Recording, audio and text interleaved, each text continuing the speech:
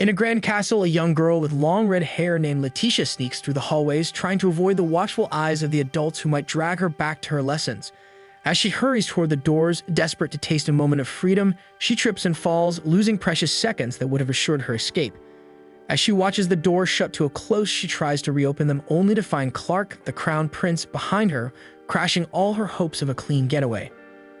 On a bright, sunny day in the countryside, 7-year-old Letitia enjoys her carefree life, playing with her dog, John, and basking in the love of her family and the things she enjoys doing without the worry of responsibilities. Her laughter fills the air until her father receives a letter. The cheerful expression on his face quickly fades as her father reads the contents of the letter. He realizes that this letter will not just change her family, but will change Letitia as a whole. However, Letitia's mother calls for her, brimming with excitement, but through her giddiness, she fails to tell her daughter what caused her sudden happiness, since for her, the news is a joyful one and needs to be celebrated. Curious and slightly confused by her mother's delight, Letitia leaves her spot on the lush grass to investigate. When her mother offers no real explanation, Letitia turns to her father for answers. Kneeling to her level, he gently informs her that she will soon move to the castle to learn how to become a princess. While her mother beams with pride, Letitia bursts into tears, devastated at the thought of leaving her beloved home and family behind. She clings to her father, hoping that she will not have to leave her happy life. Before long, the carriage is prepared and her older brother Nader is ready to escort her to the castle. The journey feels endless. Letitia, bored and longing for distraction, tries to engage her stoic brother in conversation, but he barely responds. Eventually, she dozes off, missing the breathtaking view of the town as they approach the castle. Upon arrival, Nader wakes her and helps her out of the carriage. As they enter the castle grounds, Letitia notices a group of noble women whispering about her. Their gossip stirs unease, but there's no time to linger. She is soon led to a room where she is left to enter alone. Letitia hesitates, looking back for her brother, but a stern-looking woman interrupts. The woman introduces herself as Layla, her tutor, and wastes no time reprimanding Letitia for her timid demeanor. When Letitia meekly attempts to introduce herself, Layla scolds her, instructing her to stand tall and speak with confidence. After being told to include her title in her introduction, Letitia tries again, only to be criticized for lacking pride and composure.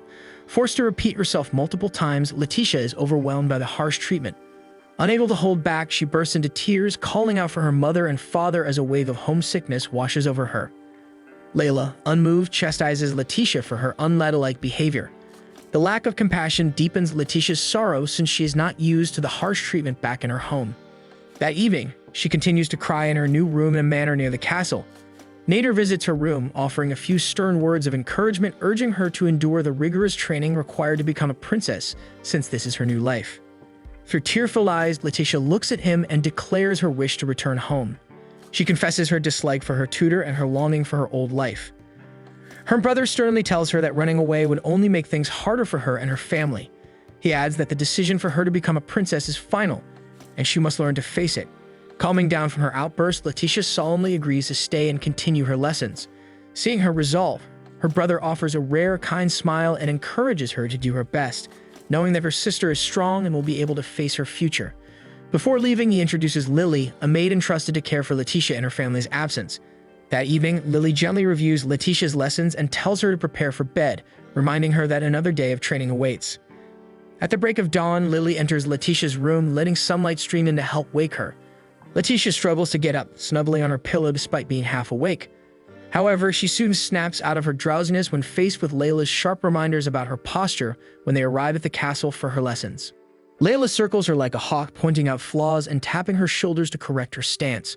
Once satisfied with Letitia's posture, she orders her to practice walking gracefully.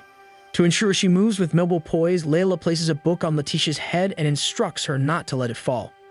On her first attempt, Letitia stumbles with a single step forward and the book tumbles to the ground. Her tutor scolds her sharply, commanding her to try again. Tears prick Letitia's eyes, but she puts on a brave front as she remembers her brother's words. She obediently retrieves the book and balances it once more, slowly removing her hands from the book so she can get back into position. This time, she manages a few steps before it falls again. Layla tells her to persevere, firmly adding that crying will not help her. The following morning, Letitia wakes up feeling weary and disheartened from the previous day, but dutifully prepares for another round of lessons, knowing that appearing drowsy in the castle will only earn her another round of scolding. This time at the castle, she learns proper dining etiquette. Layla instructs her on how to hold a spoon correctly and sip soup with elegance and without making a noise. Letitia successfully follows most of the instructions on her first attempt but falters when she leans too far forward, causing her to forget her posture. When she is reprimanded for her slip-up, instead of crying, she accepts her mistake and tries again with a neutral expression, refusing to show emotions since she learned it would not help her to argue. Later, during a dance lesson, Letitia stumbles and falls, forgetting the intricate steps and unable to keep up with the pace of the music and her tutor. Her tutor reprimands her for her poor memory, as dancing is essential for nobles. Layla extends a hand to help her up so she can try again. Understanding that failure is part of the process and accepting that she will be taking lessons till she is eventually married to the prince, Letitia takes Layla's hand and tries again. Years pass, transforming Letitia from a spirited 7-year-old into a composed, neutral, but charming young lady. Her once bright smile fades into a calm, practiced expression. She now moves through her lessons with ease, completing every task with flawless precision, amazing several noble women who were also taking etiquette lessons. One afternoon, as Letitia answers questions during a history class, her tutor, Layla, observes her progress. The young woman's clear, confident responses leave Layla impressed. The girl who once cried over balancing books now exudes grace and confidence, embodying the princess she was trained to become, meaning she had succeeded in creating a queen-to-be. During dance practice, Letitia's dance partner is her fiancé, Clark, and later joins in for afternoon tea. While the prince speaks animatedly during their time together, Letitia remains stoic and distant, her lack of engagement clear. Even when the wind blows, she remains as poised as possible, the light in her eye a distant memory of the girl she once was. At a grand dinner ball, Letitia becomes the center of attention as she descends the staircase wearing a stunning blue gown. The nobles marvel at her beauty and grace, buzzing with excitement for the upcoming royal wedding. As she steps into the main hall, she greets her elder brother calmly as he does the same. Just as the evening seems to unfold smoothly, Clark calls out to Letitia to introduce her to someone. Letitia's composure falters as she notices Clark escorting a young woman named Brianna to the ball. The sight of another woman clinging to the prince's arms stuns not only Letitia, but also the other nobles. The murmurs grow louder as Clark apologizes, explaining that he cannot accompany Letitia for the evening because he has promised to be Brianna's escort. At first, Letitia appears taken aback, her expression hinting at heartbreak. However, to everyone's shock, her reaction is anything but typical. Instead of anger or sadness, Letitia's face lights up with pure joy. Breaking her carefully maintained demeanor, she lets out a triumphant cheer that echoes through the hall. She skips over to her brother, reminding him of a promise he once made. Nader's expression shifts as he realizes the situation. Letitia has long sought to have her engagement to Clark annulled. During one of their arguments, she had proposed a solution. If Clark ever fell in love with another woman, the engagement could be easily dissolved, as it had been arranged by their parents. Nader had offhandedly promised that if such a situation arose, he would help convince their father to cancel the arrangement, believing that it would never happen. Now, as Clark openly displays his affection for Brianna by allowing the woman to loop her arm around his own arm, Nader has no choice but to honor his word to his sister. Relieved and overjoyed, Letitia continues her celebration, even approaching Brianna to thank her for stealing her fiancé. She gleefully recounts the grueling lessons she endured to prepare for her role as a princess. Endless piles of books, tiresome etiquette training, and countless cups of tea. Brianna is bewildered, unable to interrupt Letitia, and decides to listen as Letitia humorously describes her struggles. To everyone's further astonishment, Letitia gives Brianna a hearty slap on the shoulder, thanking her again before rushing toward the exit. Clark, stunned by her unrestrained excitement, attempts to follow her, but Letitia is already near the castle doors. Turning back briefly, she thanks Clark for his care, wishes him happiness with Brianna, and expresses hope that the kingdom will prosper under his future reign. Clark, left speechless by her sudden transformation, watches as Letitia cheerfully calls for her carriage. She returns to her manor, eager to share the news with Lily. Upon arriving home, Letitia bursts through the doors, calling for Lily. The maid hurries to meet her, shocked to see her return so soon. Letitia, still bubbling with excitement, announces that she will be moving far away now that her engagement to the prince has been called off. Lily, baffled by the news, struggles to process what she's hearing. Yet nothing can dampen Letitia's exuberance. She laughs, declaring her freedom from the life she never wanted, ready to embrace the adventures that await her. Letitia expresses her desire to move near the border, as far away from the castle and its influence as possible, believing it is the only way to truly leave behind the life she despises. As she discusses her plans with Lily, her brother Nader arrives, looking visibly tired from the situation. He suggests Alberta Village as their destination, explaining that the family owns a villa there. Located deep in the countryside with minimal staff required, it seems like the perfect escape. The idea of Alberta Village excites Letitia. She recalls its serene rivers and lush forests, an ideal setting for the carefree life she has always dreamed of. Deciding to head there, she declares her intention to leave by morning, but Lily hesitates. She points out the difficulty of preparing for such a journey in such a short time. Letitia reassures her that they will travel light, bringing only the essentials. She then turns to Lily, asking her to stay by her side. For 10 long years, Lily has been her unwavering support and closest friend through the grueling lessons and rigid expectations. Letitia cannot imagine starting a new life without her. Lily smiles warmly and agrees, promising to follow her wherever she chooses to go, even if it means adopting a simpler life in the countryside. Overjoyed by Lily's response, Letitia throws her arms around her, her relief and excitement evident. Watching the scene unfold, Mater lets out a weary sigh. The castle feels strangely quiet without Letitia. Even the nobles who frequently visit remark on the absence of her presence, admitting they miss seeing the young princess going through her lessons. They whisper among themselves about the disappointment of Letitia's engagement to the prince being called off. Many believe the wedding would have been a perfect union, a symbol of harmony for the kingdom. However, they quickly shift their focus, deciding to remain cordial and welcome Brianna, who has now taken Letitia's place as Clark's future bride and is undergoing princess lessons. In the garden, Sebastian, one of the castle's butlers, approaches two noble women engaged in a quiet discussion. He informs them that the queen wishes to hear their first-hand account of the ball, where the engagement between Letitia and Clark had ended. Before they can respond, a loud scream of anguish interrupts their conversation. The group turns toward the source of the noise and realizes it is coming from inside the castle. Brianna, the new student of the etiquette tutor Layla, is struggling through the infamous lessons.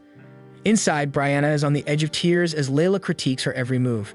Despite her best efforts, Brianna cannot seem to meet the strict tutor's expectations. She remembers Letitia's words at the ball, where the former princess had casually warned her about the grueling training she would endure. Brianna had dismissed it at the time, but now she realizes how accurate Letitia's description was. Meanwhile, far from the castle, Letitia basks in her newfound freedom. At her family's countryside villa, she rolls around on the soft grass, laughing and enjoying the simplicity of nature. Surrounded by lush greenery, she feels alive again.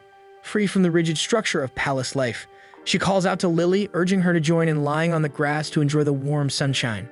Lily, ever the dutiful maid, declines but watches Letitia with a fond smile. Letitia eventually gathers her fishing gear, announcing her intention to visit a nearby town after catching a few fish. She asks Lily if there's anything she needs, but Lily assures her they have all they require. She wishes Letitia a safe and enjoyable trip.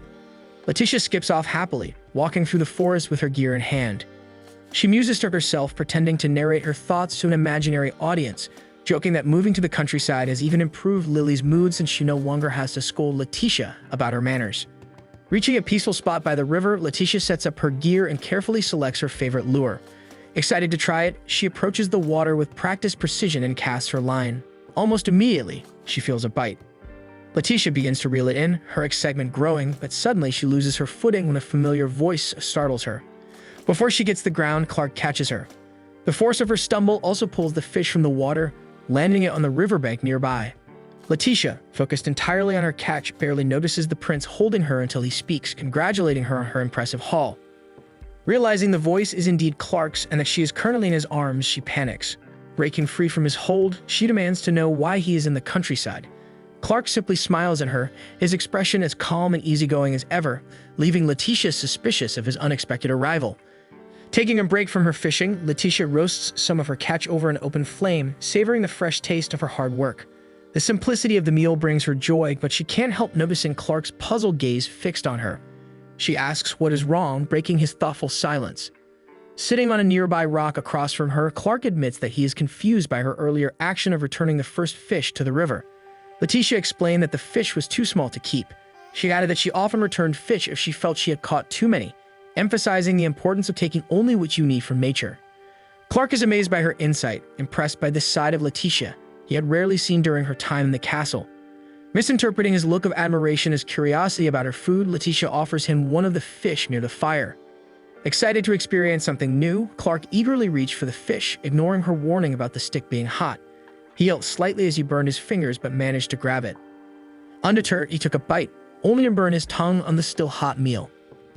After letting it cool, he tried again and was delighted by the savory flavor, remarking how much better it was compared to the often stale or cold food served in the palace. Letitia explained that palace meals were served cold to prevent nobles from burning their tongues, a custom rooted in etiquette rather than practicality. Clark nodded in agreement, savoring another bite of the freshly grilled fish. As she watches him eat, Letitia becomes curious about his sudden appearance and intentions but chooses not to press the matter just yet.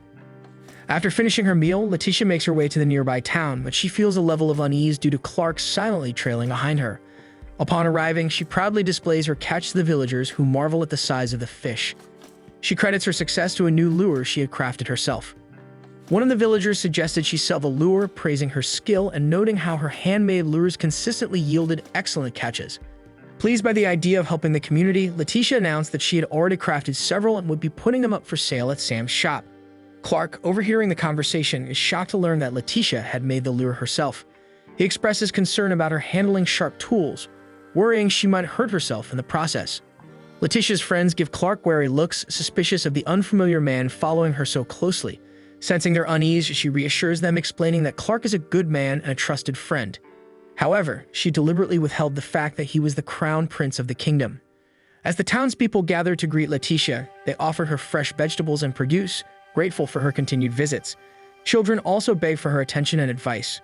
After showing Sam her new lures, Letitia spends some time playing with the children while Sam and Clark watch her fondly from a distance. Sam smiles as he tells Clark that ever since Letitia returned to their village, the place has become much livelier. He adds that despite her noble status, Letitia treats everyone as equals and makes an effort to learn about their lives, earning their admiration and love.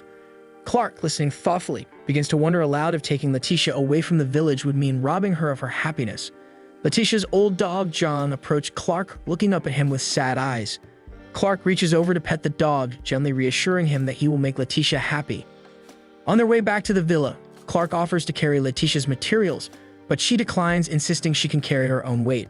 She adds that she doesn't trust anyone else with her precious fishing gear. As they walk, Letitia reflects on her current life. She admits that this simpler existence suited her far more than the life of a queen, because she loves nature, climbing trees, and even has a foul mouth, hardly traits of someone destined to rule a kingdom. Clark suddenly stopped to gaze at a nearby field, his face lighting up at the sight of sheep and horses grazing peacefully. Letitia notices his childlike excitement and informs him that she owns the flock and the horses. She explained how allowing them to graze freely on fresh grass was healthier than relying solely on fodder, as it promoted better growth and well-being. Clark, once again amazed by her practical knowledge, listens intently as she mentions her desire to study more about sustainable living in the countryside. As they continue their conversation, a large white horse approaches them. Letitia pets it affectionately, whispering an apology for the noise they were making. The horse then turns to Clark, who reaches out and strokes it fondly. Letitia couldn't help but be captivated by the way Clark seemed to shine when surrounded by nature. For the first time, she notices how attractive he looks, and his charm is evident in his relaxed state. She realizes that she had overlooked this side of him during their time in the palace, too preoccupied with finding ways to end their engagement. Lost in thought, she didn't notice Clark calling out to her until he asked her if something was wrong. Snapping out of her daydream, Letitia decides to confront him directly. She asks him why he had come to the countryside so suddenly. Clark easily answers that he needs a breath of fresh air before returning to his royal duties. Letitia remains suspicious, knowing that Clark is far more responsible than what he is claiming to do. Realizing he couldn't fool her, he admitted that he had enjoyed seeing her different expressions, a refreshing contrast to the stoic and reserved girl he had known in the palace. He also tells her that she hasn't changed, hinting that he may have known Letitia before she put up the persona of the prime and proper lady at the castle. Letitia was utterly confused by Clark's parting words. Before she could question him further, he calmly announces that their engagement is still valid and assures her that he will return for her soon. Without waiting for her response, he leaves, leaving her in a whirlwind of confusion. When Letitia returns to the villa, she immediately calls out for Lily. Lily asks why Letitia seems so distressed. Letitia, cutting straight to the point, declares her desire to elope with her. Lily firmly refuses, pointing out that not only are they both women, but they share no romantic feelings for each other. Lily mentions that Nader has arrived to speak with her. Realizing her brother might have some answers regarding Clark's sudden visit and their still active engagement, Letitia storms into the room where Nader is waiting. Upon seeing her, Nader sighs at her unceremonious entrance. Letitia, ignoring his reaction, demands an explanation. Heaving a deep breath, Nader explained that Clark had never formally ended their engagement. It was simply something Letitia had assumed after seeing him with another woman. Nader went on to clarify that Clark had escorted Brianna to the ball to provoke jealousy in Letitia, hoping to break through her stoic demeanor. Though the plan didn't quite succeed, it had achieved something else. Letitia had smiled and appeared to enjoy herself for once, a rare sight from those accustomed to her neutral expressions. Their conversation gets interrupted when Brianna, who had been sitting nearby, suddenly speaks up. Frustrated at being overlooked, she demands their attention. Focusing on Letitia, Brianna pleads with her to return to the castle, admitting that she can no longer endure Layla's grueling princess lessons. For the first time, Letitia felt a connection with someone who truly understood the hardship of those lessons. Taking Brianna's hands, she wished her luck in her future role, seeing her as a kindred spirit. But Brianna quickly pulls away, stating that Clark had already declared he would marry only Letitia and produce children with her. Letitia freezes, both embarrassed and bewildered by this revelation. Before she can fully process it, her parents arrive. Her mother immediately begins scolding her for her behavior, while her father attempts to pacify her, only to be reprimanded as well. Brianna watched the entire exchange with amusement, intrigued by their dynamic. That evening, Letitia resolves to run away. She knew that as long as she stayed in any of her family's properties, she would always be found. Waiting for the cover of night, she carefully makes her way to the front door. Just as she thinks she is free, her cloak gets stepped on. Turning around, she sees Brianna. Letitia begs her for freedom, promising to help her win Nader's affection in return. Surprised but intrigued by the offer, Brianna agrees and lets her go. As Letitia disappears into the forest, Nader steps out of the shadows, having overheard their conversation. Shaking his head, he decided to let his sister enjoy her fleeting freedom. Skipping joyfully through the forest, Letitia is reveled in her newfound liberty. Her happiness, however, is short-lived. Out of nowhere, Clark appears, catching her mid-skip. Holding her firmly in his arms, Clark smiled brightly and asked her opinion on what dress she'd prefer for their wedding reception. Letitia, stunned by his sudden appearance, flatly tells him that now is not the time to discuss such a matter. Another fine morning greeted the castle as sunlight streamed through its large, ornate windows, casting a warm and inviting glow on the castle walls. Queen Laura makes her way towards the servants' quarters, her usual grace accompanied by a few worried escorts. Her unexpected presence in this seldom visited area of the castle caused a stir among the staff. Spotting Sebastian, one of the butlers, she calls out to him playfully, drawing his attention. Startled, Sebastian turns quickly, not even bothering to mask his surprise. Politely, he advises the queen to return to the main castle, clearly uncomfortable with her wandering in this unfamiliar part of the estate.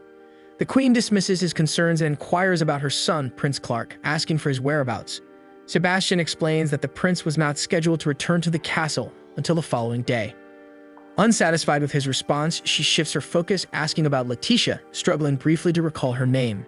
She mentioned wanting to meet her son's fiancé soon, remarking on the commotion Letitia had caused during the recent ball. Her face brightens with fondness and genuine excitement as she speaks about Letitia, and her curiosity about the young woman is clear. Meanwhile, back at the villa in Alberta Village, Clark carries Letitia over his shoulder as she flails in protest. Her resistance proved futile, and eventually, she resigned herself to her situation, going limp. Clark continues his conversation with her parents, offering an apology for his unannounced visit. Nader enters the room, announcing that Clark's carriage is ready for the journey back to the castle. Sensing an opportunity, Letitia turns her attention to her brother, pleading with him to intervene and convince everyone to let her stay. To her dismay, Nader ignored her completely, as did most of the others in the room. Her frustration grows as she notices Lily avoiding her gaze. Lily eventually mouths a message to Letitia, wishing her a happy marriage. The words hung heavily in the air, leaving Letitia confused and anxious. Before she can fully process Lily's message, Clark declares their imminent departure. Realizing his intent, Letitia redoubles her efforts to escape, thrashing wildly and even landing a blow on his head in her desperation. She berates herself for not training harder, wishing she were strong enough to fight back. As the carriage began its journey back to the castle, Letitia gazed longingly out the window, her thoughts filled with regret at leaving her peaceful life behind.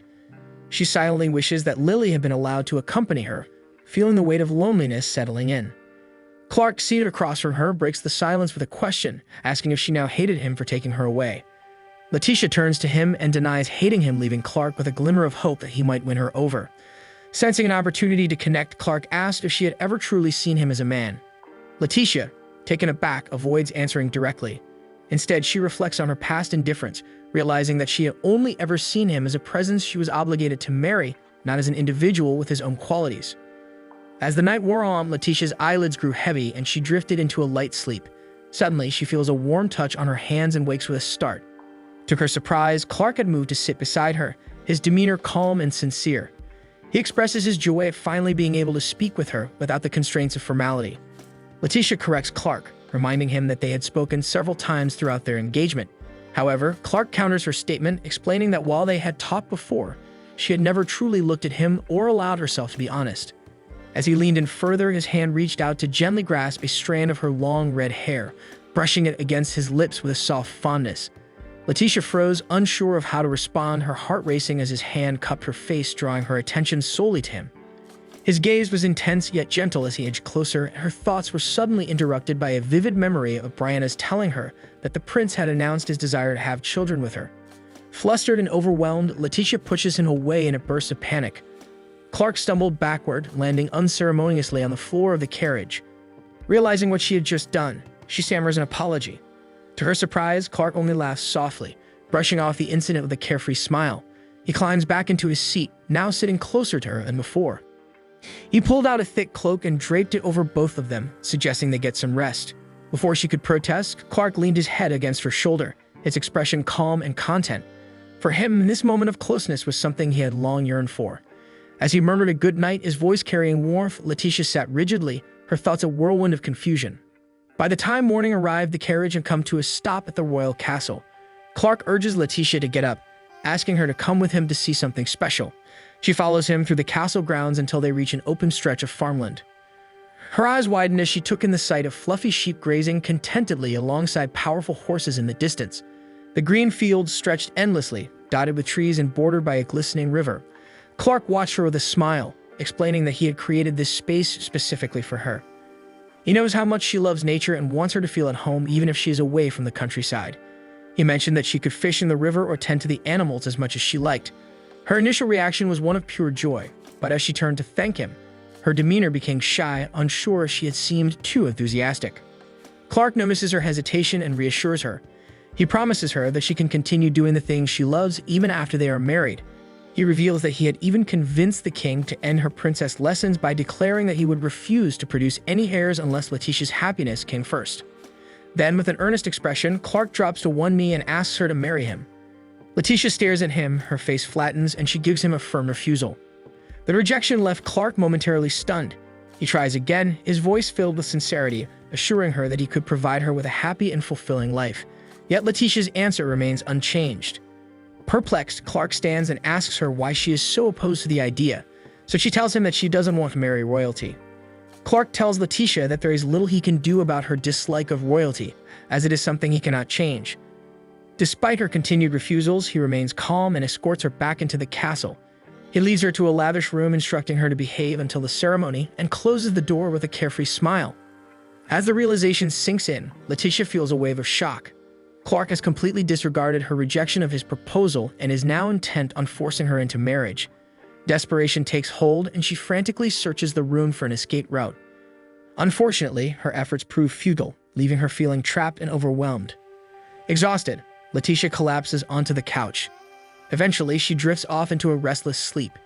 In her dreams, she is back in Alberta, standing by the familiar river as she reels in what she believes to be a large fish. To her horror, it is not a fish but Clark, smiling happily as he reaches out to embrace her. Startled, she runs toward the town center, only to find it eerily empty of her usual friends and neighbors. Instead, dozens of Clark clones surround her, each one vying for her attention. She stumbles backward toward the pond, only for a version of Clark with fish-like features to emerge from the water and ask her to marry him. The unsettling sight jolts her awake. Disoriented, Letitia finds herself lying in an unfamiliar bed. A maid stands nearby, offering her a warm breakfast. Letitia's initial skepticism is soon replaced by hunger, and she reluctantly accepts the meal. The breakfast is simple but delicious: scrambled eggs and freshly baked croissants. For a brief moment, Letitia feels a sense of calm, savoring the peace after a chaotic day. The maid further pampers her, preparing a warm bath, combing her hair, and presenting her with a selection of comfortable gowns. Letitia begins to relax, lulled into a false sense of security by the maid's kindness. However, as the maid bows and prepares to leave, Letitia seizes her opportunity. Pushing past her, Letitia apologizes quickly, explaining that her freedom means more to her than anything else. Despite the gown's simplicity, running in it proves challenging. She gathers part of the fabric in her hands and rushes down the halls, evading the sounds of approaching staff alerted by the maid's alarm bell. Spotting an open window, she climbs out as quietly as possible, landing awkwardly on the ground below. As she struggles to get her bearings, a familiar voice speaks beside her. Looking up, Letitia finds Clark standing next to her, his hand extended in an offer of help. She hesitates, unsure of what to do, but eventually places her hand in his. Clark pulls her up with ease. However, instead of pulling her to her feet, Clark lifts Letitia back over his shoulder with ease. Flashing his usual easy smile, he tells her that her escape attempt is futile and carries her back to the room she was initially confined to. Once alone, Letitia reassesses her situation, imagining an audience as she recounts the luxurious breakfast and soothing bath she enjoyed earlier. Her thoughts are interrupted when the same maid from the morning, Maria, offers her some tea. Letitia takes a tentative sip, pleased by the tea's rich flavor. She apologizes to Maria for pushing her earlier and asks if she's hurt.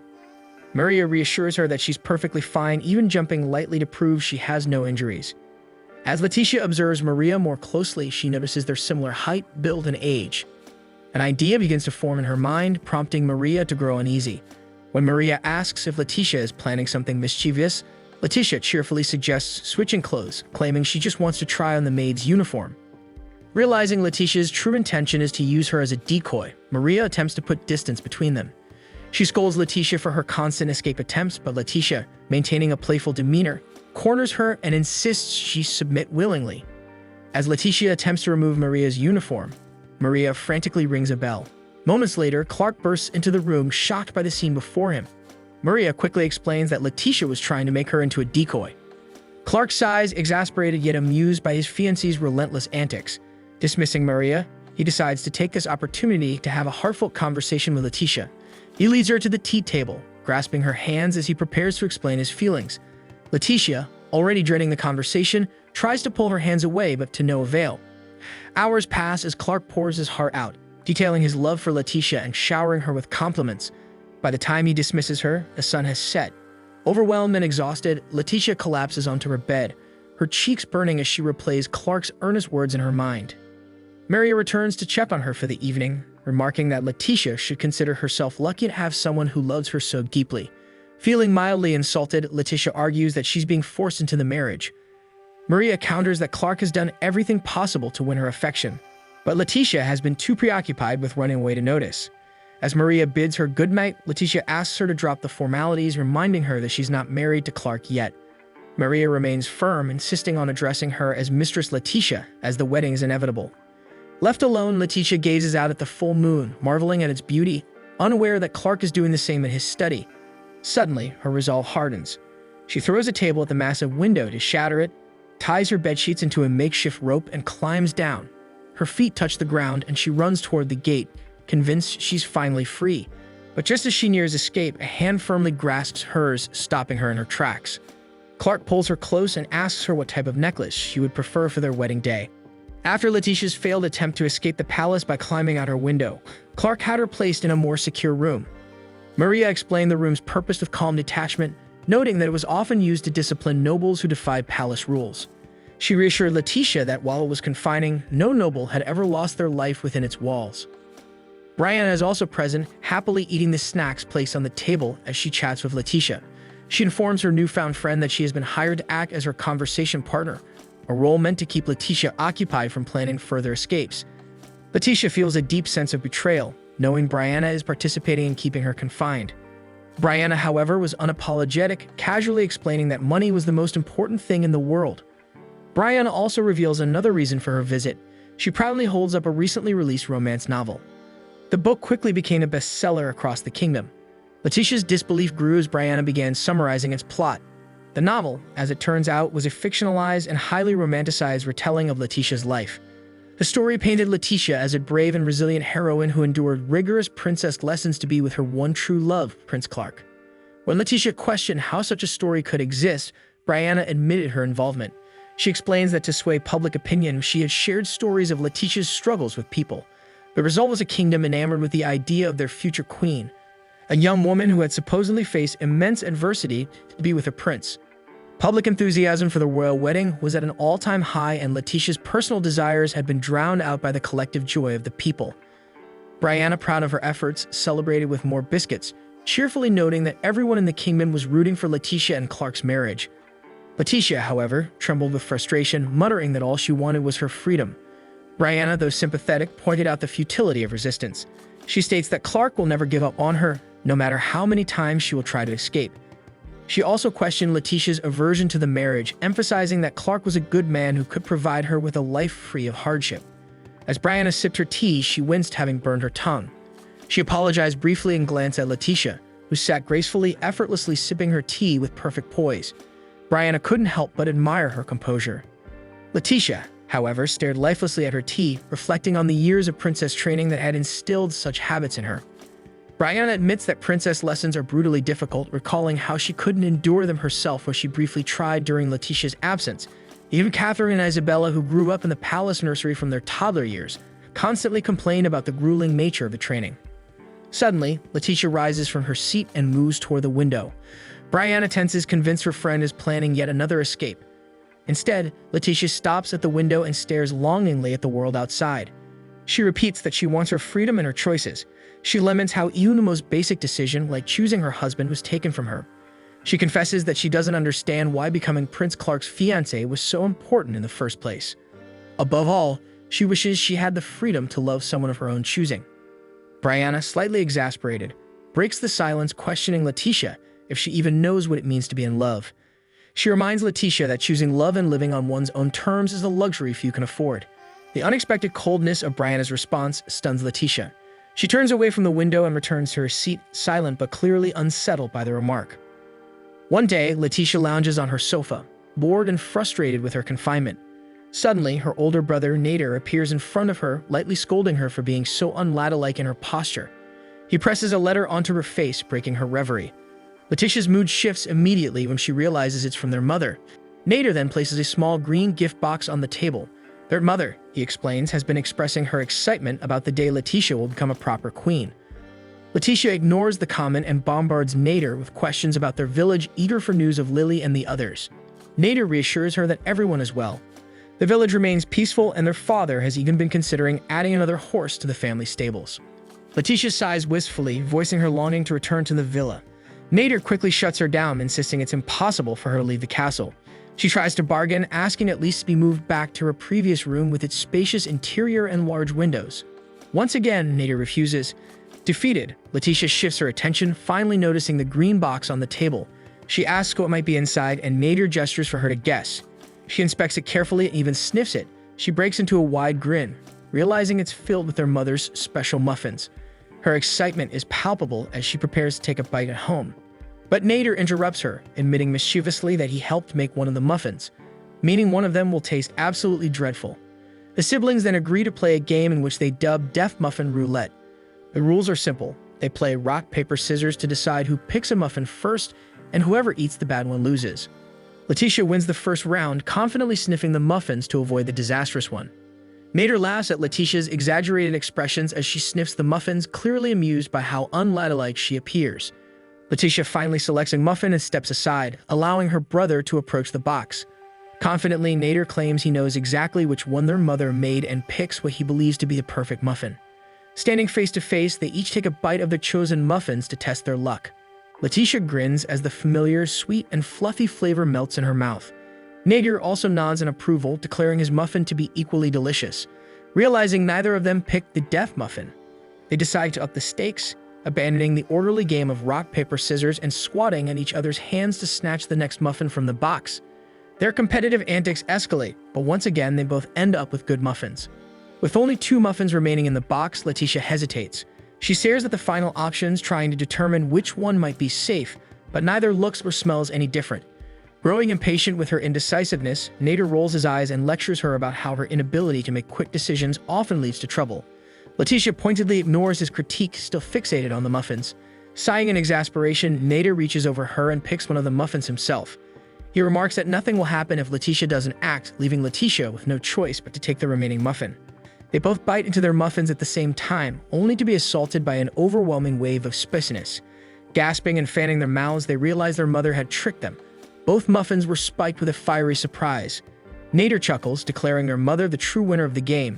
Despite the lingering heat in her mouth, Letitia manages to laugh, and Nader observes that she seems more like her usual self. He points this out with a smile, relieved to see her in better spirits. Letitia calls out to Maria, asking for refreshments to help them recover from the spice. Later that evening, Maria bids Letitia goodnight, leaving her alone in her room.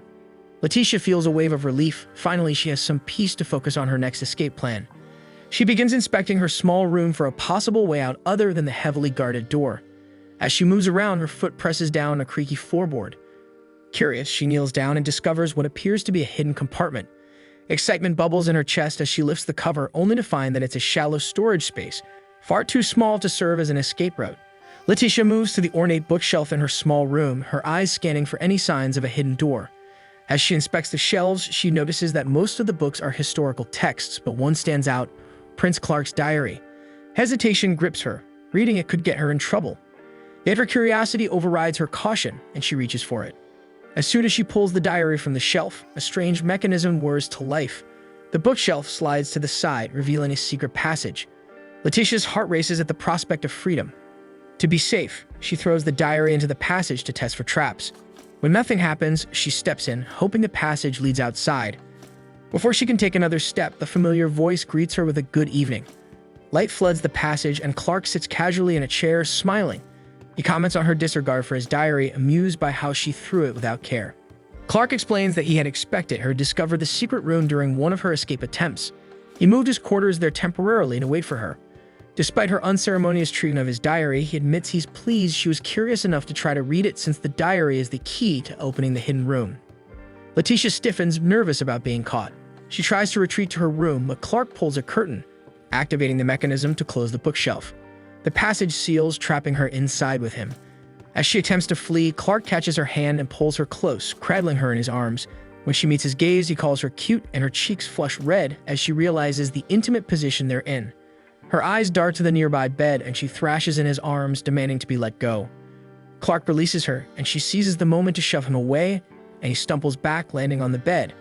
Realizing why Letitia became so agitated, Clark reassures her that he has no intention of touching her inappropriately before their wedding. However, he approaches her again, leaning in close. Letitia braces for a kiss, only for Clark to hug her instead.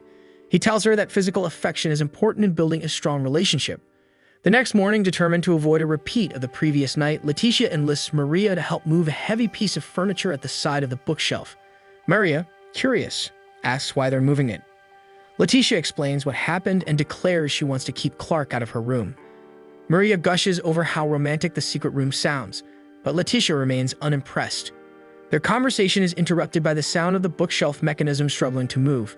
The furniture blocks the passage from opening fully. Letitia laughs, imagining Clark's frustration, only for him to enter her room through the main door. He notices the furniture and orders Maria to put it back. Before leaving, he promises Letitia he'll see her that evening. Frustrated, Letitia vents to Nader, who dismisses her complaints, reminding her that Clark is her fiancé. Letitia insists she's uncomfortable with physical affection and inexperience in such matters. Nader advises her to be honest with Clark, but to explain herself clearly so he understands her perspective. That evening, when Clark moves to embrace her, Letitia firmly tells him not to touch her immoderately. She adds a penalty that if he oversteps his bounds, she'll stop calling him by his name. The thought of never hearing her say his name visibly distresses Clark, and he reluctantly agrees to her terms, retreating for the night. The next morning, Letitia recounts the encounter to Brianna, who feels sorry for the prince. Brianna points out that Clark's affection shows he genuinely cares for Letitia and tries to win her attention. Their discussion is interrupted by Maria, who brings Clark's visitation schedule. Letitia realizes to her horror that Clark plans to visit her daily.